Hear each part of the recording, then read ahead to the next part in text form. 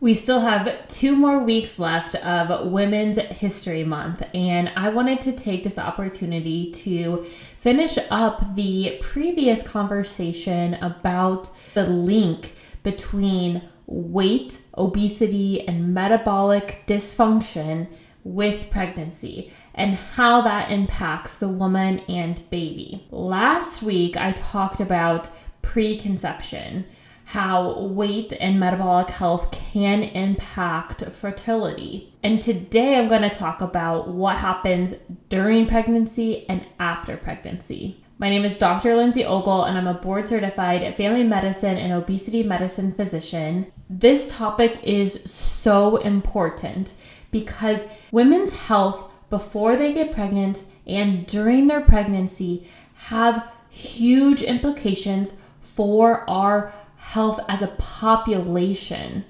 because mom's health impacts baby's health throughout the rest of their lives. And we're going to explore that today. First of all, how common of an issue is this? In the US, it is estimated that approximately 30% of women are classified as having obesity prior to becoming pregnant. And the reason this is important is because having that excess weight prior to conception can increase the woman for being at risk of complications during and after their pregnancy. And as I mentioned before, can also put baby then at risk for complications during gestation or in their early life or later on in life. Now, weight gain in pregnancy is something that is not always talked about. So obviously we know you're going to gain weight in pregnancy. You want to gain weight in pregnancy that is healthy. Everybody should gain weight while they're pregnant. The amount of weight varies depending on your pre-pregnancy BMI. The lower your BMI is, the higher relative amount of weight you should be gaining. So if you are considered underweight before pregnancy, which is a BMI of 18.5 or less, then it is recommended to gain a total of 28 to 40 pounds during your entire pregnancy. So that is 1 pound or less per week. Most of the weight gain during pregnancy really should be in the second and third trimester. That's when baby is actually, growing in size. Early on in pregnancy, baby is super little, and we shouldn't be seeing necessarily a significant amount of weight gain. And again, so most of that healthy weight gain occurs in the second and third trimester. If you fall within the normal weight category, so that's a BMI of 18.5 to 24.9, then the recommended weight gain is anywhere from 25 to 35 pounds during pregnancy. If you are in the overweight category, which is 25 to 29.9 for your BMI, then the recommended weight gain during pregnancy is 15 to 25 pounds. And then if you fall within the obese category, that's a BMI of 30 or greater, then the recommendation is to gain between 11 and 20 pounds during pregnancy. And so that is just half a pound a week in the second and third trimester. So we know many women gain more weight than recommended. And if that is you, I don't want you to stress about it, especially if this has already happened in the past. There's nothing we can do about it. But excessive weight gain during pregnancy can put you at higher risk for conditions such as gestational diabetes, gestational hypertension, preeclampsia, eclampsia, blood clots, complicated deliveries that may require a C-section or an assist device like a vacuum or other instruments to help deliver baby. Plus, it can be harder to lose the weight than after pregnancy to get you back to your healthy best weight. Normal changes that happen during pregnancy include increased blood volume, increased heart rate, lower blood pressure, and increased ability to form clots. And so the reason that this happens is that we want to improve blood flow to baby through the placenta. And so that is why we have more blood circulating, our heart is beating more often, and our blood pressure decreases so it can flow easier. And then the increased ability to form clots is to prepare our body to stop bleeding after we deliver baby. Another major change that occurs during pregnancy is that women's bodies become more insulin resistant. And what that means is that the cells themselves are not responding to insulin as well as they used to. And this is purposeful. The reason this happens is so that blood sugar goes up a little bit, so that baby gets that blood sugar, gets those nutrients, that energy into their circulation so that they can grow. In a normal pregnancy, the woman's pancreas overcomes this insulin resistance by increasing more insulin production to make sure that blood sugar doesn't go too high, just keeps it a little bit high. And blood sugar remains in a normal range, but on that slightly higher end. For women who prior to pregnancy have struggled with some level of insulin resistance, their pancreas is a little bit tired, we call it. It's already been working harder, and so this increased demand, increased stress puts more strain on the pancreas. It's not able to compensate and produce as much insulin as it should to overcome the insulin resistance. And so blood sugar levels continue to creep up into a higher and higher range until it hits the threshold to be classified as gestational diabetes. And the reason that is problematic is multifactorial.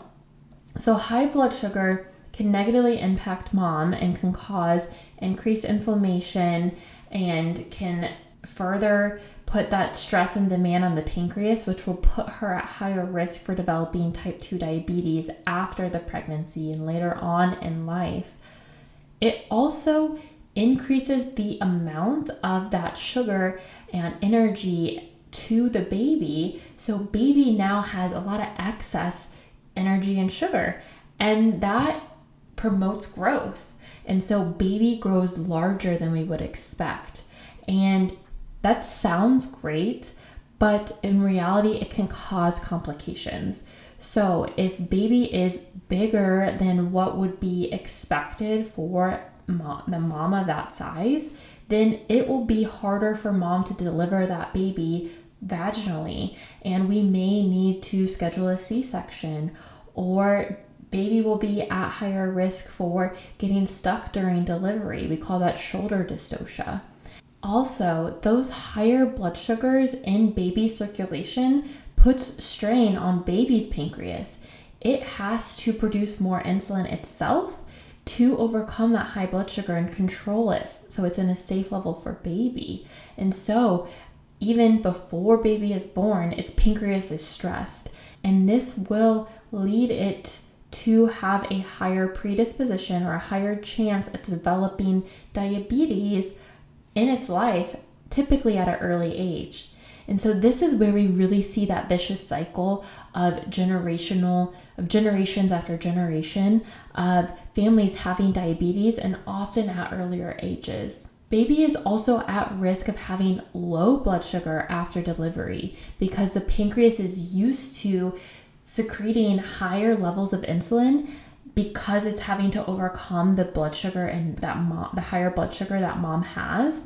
But once baby is delivered, it loses access to mom's blood sugar and is still secreting a similar amount of insulin that it's used to, and then blood sugar can drop into a dangerous level. And so we have to closely monitor blood sugars for babies that are born to moms who have gestational diabetes. The truth is, pregnancy is a natural stress test on the body. And so we want women to be extremely healthy prior to becoming pregnant, which is why having effective birth control and planning for pregnancies is so important, because we want to optimize your health prior to pregnancy so you can have the safest pregnancy and you can be healthy postpartum, and baby can be healthy throughout their life.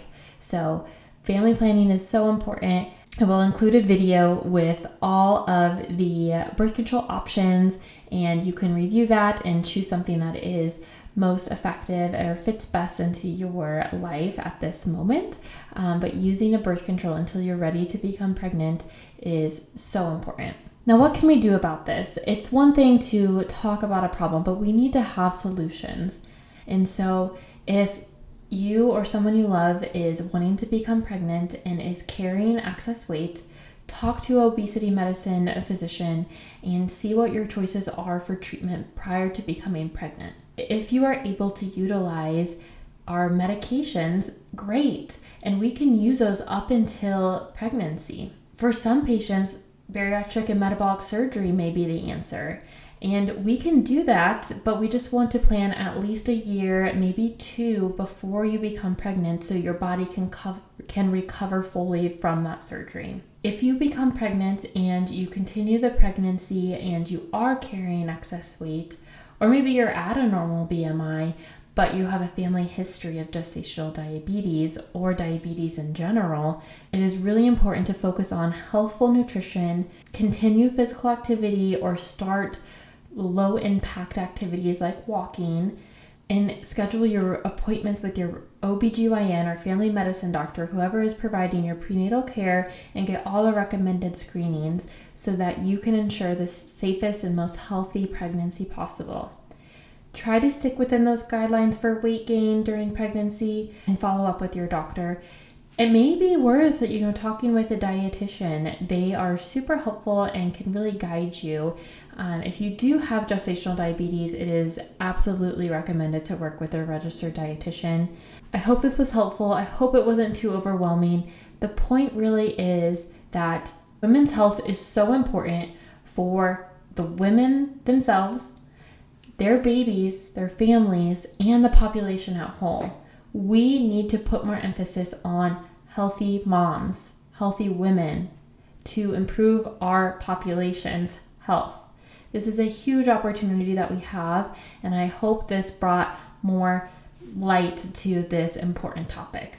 If you have any questions, comments, please put them below. I would love to hear your thoughts, and please subscribe for more information. I wish you nothing but the best and a healthy and happy life.